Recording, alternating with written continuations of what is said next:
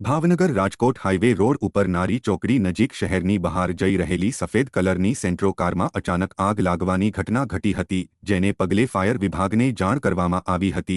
ભાવનગરના નારી ચોકડી નજીક સેન્ટ્રો કારમાં લાગેલી આગને પગલે ફાયર વિભાગ દ્વારા ઘટના સ્થળે પહોંચીને આગ બુઝાવી હતી। જો કે સેન્ટ્રો કાર સીએનજી કીટ વાળી હોય ત્યારે આગ લાગવાની ઘટના ઘટવા છતાં પણ મોટી જાનહાનિ થતાં ટળી હતી।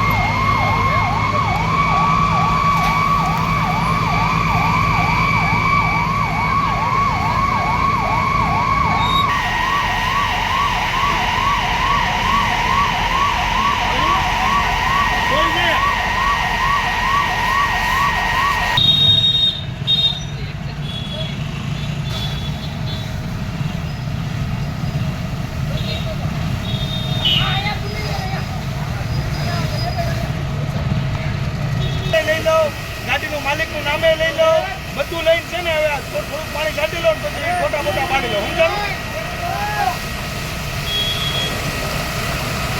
હા બસ બસ